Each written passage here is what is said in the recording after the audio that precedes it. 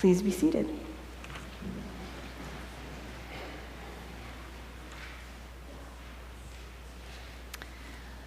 The other day, I was searching the aisles of a store for round laundry baskets for our baby baskets here at church. And I just couldn't find them in the store. I found the square ones, but I couldn't find the round ones. And so I went up to the clerk. I knew they had to be there somewhere. There's got to be round laundry baskets somewhere in this huge store.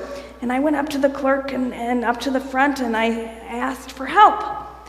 Well, she was on the telephone, and when she saw me coming, she kind of turned her shoulder away and kept talking.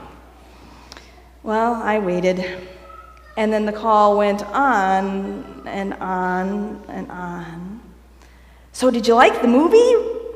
Really? Oh, you're kidding. What did Bobby say? Finally, I cleared my throat. She gave a glance in my direction, and she kept on talking. That Bobby, he's so cute. Oh, I know, I hate that. So, you going to the game on Friday? Well, I was getting kind of impatient. Excuse me, I said. Could you please help me? She let out a great sigh and mumbled into the phone. Later, Missy, I gotta go. Then she turned to me with an exasperated expression that said, "Oh, come on, what's so important?" And I smiled and I said, "I'm looking for round laundry baskets." Well, anyway, she said, "They're there, right over there in plain view." I don't know which direction she was shooing me in, but I followed her hand. And the farther I went, the angrier I got. How dare she treat me, a customer, that way? She was rude. I was tempted to go back there and give her a piece of my mind. I was tempted. What does that mean? Talking to my friend Brett the other day, he had an opportunity to travel free with business to Jamaica. And his wife Kim could go with him, but the kids were in school. They had teenage kids, and they'd have to leave the kids home by themselves. Brett said, "We've been hearing what kids are doing when parents go out of town, and we trust them, but we hesitate to place them under that kind of temptation." I hesitate to place them under that kind of temptation. What does that mean? I listened a lot this winter to sports radio, especially during Super Bowl time. And at one point, two announcers were talking about the Sports Illustrated swimsuit issue. And one said, "There are a lot of lovely ladies in that issue. Are you going to buy a copy?" She chuckled and she kind of laughed lecherously. "I don't know," replied the other. I'm tempted." I'm tempted. What does that mean? Temptation. We know it, at least we think we do. If there's one theological word that does not need to be unpacked or explained, a word that connects to our daily lives, it's that, temptation. Temptations are part of our lives. It's always there, testing our resistance. We're tempted to eat too much chocolate, flirt with somebody at work, cheat on a test, finesse our taxes, gossip with a friend, lie on our way out of trouble.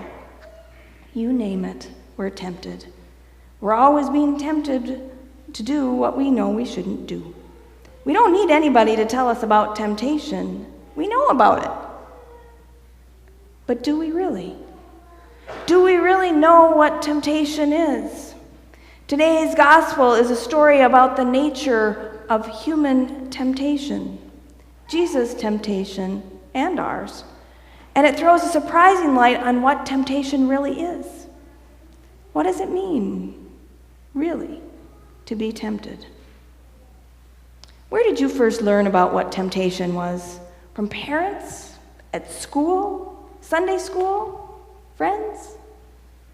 Somewhere along the line, one of my Sunday school teachers told me that the best measure of a person is what you would do if you knew that no one would ever find out. In some ways, that idea is a general worldly wisdom than a Christian wisdom, but it gets us close to a Christian wisdom. Because my teacher was telling us that when you take away all the lust for reward and all the fear of punishment that no one will ever find out, what you will do in life grows out of who you understand yourself to be. In other words, our Sunday school teacher was moving toward a profound gospel truth. Christian ethics grow out of Christian identity. The decisions we make in life are a product of who we understand ourselves to be. In that light, we have a far too shallow view of temptation. In ordinary terms, we think temptation is the urge to do something we would really like to do, but we know we shouldn't do. One more cigarette, one more fling, one more drink, one more juicy rumor, and that's part of it. But temptation is deeper than that. It's not just the urge to misbehave, to do what we know we shouldn't do, but rather it's an enticement to compromise our baptismal identity, to be who we are called not to be. That's the message in this story of Jesus' temptation. The devil is not only tempting Jesus to misbehave, he's not tempting simply to ask Jesus to steal money or lust after women or cheat on his taxes or fight with the dude down the street. It's a deeper temptation than that. The devil is tempting Jesus to ignore his baptism, to deny who he is, to forget that he is a child of God the Father in heaven. In baptism, we are marked God's child. It's my very favorite part of the service. Sarah or Brian or Beth or Damon, you are sealed by the Holy Spirit and marked with the cross of Christ forever. At Lent, last Ash Wednesday, we were marked with a cross of ashes, and we remember that baptism, that as our identity as God's child, we are marked with the cross of Christ forever, and that cross conquers even death.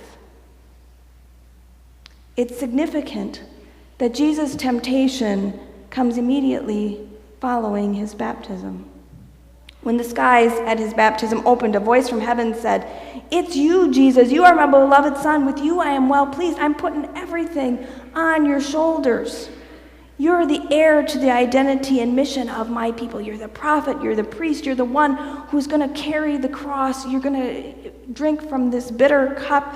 People are going to kill you in my name, and you will save all people. You are the one who I'm trusting my promise of redemption. You're the one. You're my beloved Son. I am well pleased."